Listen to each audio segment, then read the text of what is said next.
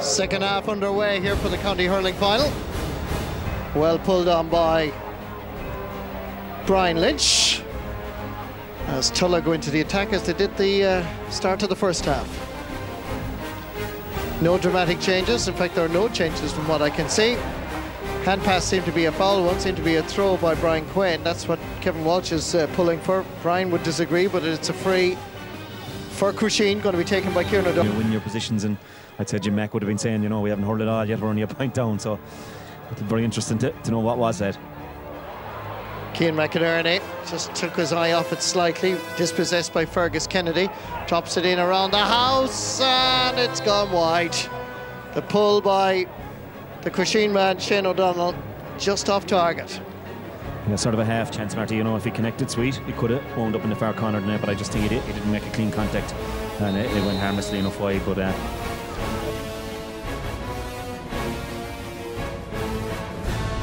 again, Fergus Kennedy showing, you know, for a very young player, if he fills out, I'd say he's going to be a good player. He's first to the ball most of the time. Breaking ball, Michael Murphy pulling at it. Doesn't gain any substantial ground. Tulla man without a hurley going in anyway. That's Éanna Torpey. High puck out, he'll be under him and breaking him down. Sent forward by Brian Lynch. Alan Brigdale comes across. Conor O'Halloran is there for Tulla. Tries to get inside the cover of the left corner back. Anytime the ball goes in, he's a danger. Here it goes again. Bypasses him this time. Barry O'Donnell comes out with it, lays it off intelligently for Kieran O'Doherty. Played impressively in that first half. Sent it down the wing. Linesman as far as Declan Murphy. Took too many steps. That's going to be a free for Crusheen. Yeah, Marty, both sides seem really gripped. Both of them would see it as a massive opportunity to win a championship. None of the real, you know, known powers in Clare in it, so great chance, and maybe they're gripped a bit by that. It would seem to be some kind of basic mistake sometimes being made, and a lot of pressure. I believe there's been a lot of hype locally, and indeed nationally the newspapers have been covering this county final as well. Here's a chance perhaps for Crusheen. It's Paddy Meany onto the left hand side, and the umpire signals it's wide.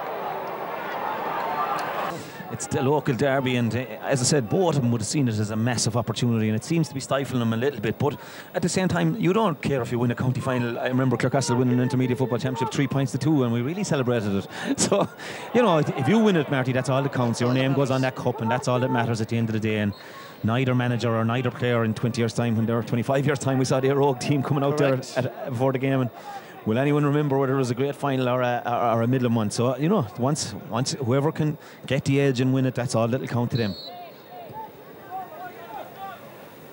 Doonbeg were the great masters in football, Anthony, of winning county titles 3 points to 2, Absolutely. 4 points to 3. Absolutely. It doesn't matter. It's added on, as you say. Grind it out. Yeah.